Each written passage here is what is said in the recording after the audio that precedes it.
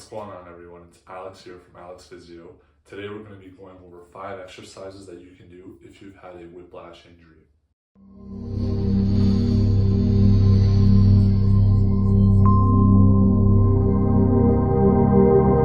Welcome. For those of you who are new to my channel, my name is Alexander Kravich. I'm a physiotherapist in Vancouver, British Columbia, and today we're going to be going over 5 exercises that you can do if you've had a whiplash injury.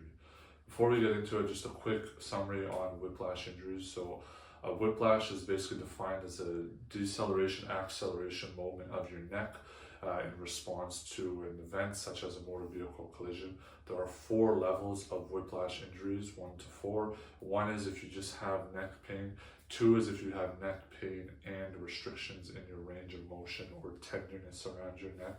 Level 3 is if you have neck pain, tenderness, restrictions in range of motion, and also neurological signs, so decreases in your reflexes, weakness in your arms, or sensory changes like numbness or tingling.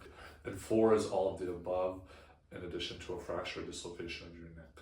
So with a whiplash injury, there is a lot of load that's being applied to many of the soft tissue structures around our neck. So our facet joints, which are the joints of our neck that play a role when we move, in addition to the discs and also the soft tissues such as our ligaments and tendons and muscles, so tend to be very stiff. There is an added aspect of whiplash injuries in the sense that it's abrupt and sudden and you can't really brace for it because of the speed at which it happens, and that can lead to longer recovery time versus if you just strained your neck doing another movement or in a more predictable fashion with regards to the recovery time. So the first exercise we're going to do, it's just going to be very gentle. We're just going to move our head side to side. So we're going to try to go ear to shoulder and just trying to get a little bit of that range of motion in side bend. This movement is going to be very sensitive initially just because of the nature of the muscles, tendons, ligaments that are involved, but just trying to move our neck side to side. That's exercise 1, so just active neck side flexion. Exercise 2, we're just going to do some chin tucks. So this is an exercise that's very common for a lot of different neck pathologies and also is relevant with a whiplash injury as well. The way this is going to work is on a side angle. We're going to think about our chin as a drawer and we're trying to close the drawer. So by closing the drawer, we're making a double chin. We're tucking our chin back and down, and that's going to activate some of these muscles here, our deep neck flexors, and we can use our finger as well just to act as that cue to try to help promote that movement. So drawers open when our head is poking forward and our chin is poking forward. Door closes and make a double chin. Okay, so with those first 2 exercises, we're going to try to go for 12 to 15 reps. We're going to try to do it a few times a day for 2 to 3 sets as able.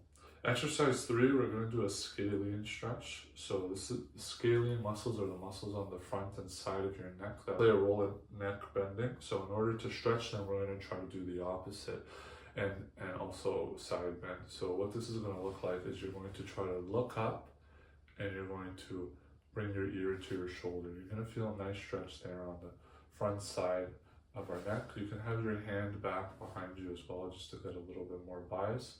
So looking up into the side, we're going to try to hold that for 15 to 30 seconds, and then we're going to do the same thing on the other side. So neck up and to the side, hand behind our back, and just feel a nice stretch there. Hold for 15 to 30 seconds. That's exercise 3, the scalene muscle stretch. Exercise 4, we're just going to do some shoulder squeezes. So what this is going to look like is you're thinking about trying to squeeze your shoulder blades together. So starting with your shoulder blades down, squeezing your shoulder blades together, and then trying to move your shoulder blades apart to get a little bit more range of motion in that. So you can have your hands out in front of you just to act as some of that cueing to try to promote pushing your shoulders apart, and then elbows bent, shoulders squeezed back. So the key here is when you squeeze your shoulder blades, you're not shrugging your shoulders, you're keeping your shoulders nice and relaxed. And if you have a pencil, if you want to visualize having a pencil between your shoulder blades, you're trying to squeeze that pencil by bringing your shoulder blades together. So that's exercise 4, the shoulder blade squeeze. Exercise 5, we're just going to do some neck isometrics. So isometrics is basically you're generating tension in the muscle, but you're not actually moving the head or the joint in any range of motion. We've done side bending, forward and back. We're going to try to work on flexion extension for the isometrics. So you're going to make a fist with your hand, and you're basically trying to push your forehead into your fist, and you're just trying to meet that resistance. You want to start at about 50% of maximum effort or maximum contraction, and then try to build up from there based on how you're feeling. So I'm not actually moving my head up and down. I'm just meeting the resistance. My head is pushing one way, my hand is pushing the other, and you're just trying to hold that. You should feel the muscles at the front of your neck swell up. Holding that for 10 seconds.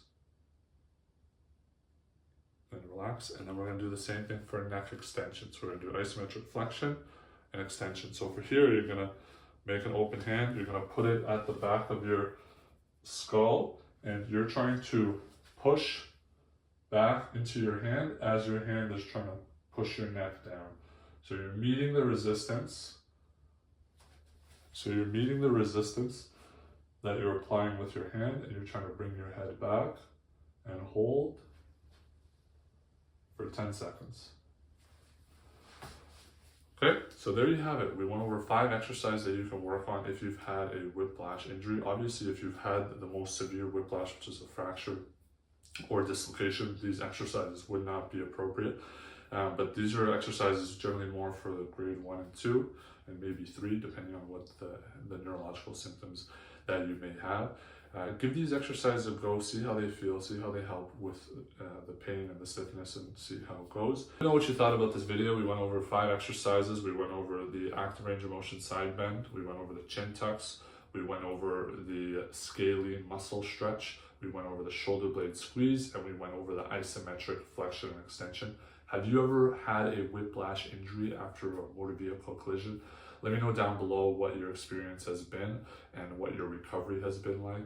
If you found value in this video, please consider checking out some of my other videos. I have over 500 videos on various physio, exercise, and medical related topics. And if you still find value, please consider subscribing to my channel. It really allows my channel to grow and allows me to reach a wider audience. Until then, we'll see you in the next video. Thanks for watching.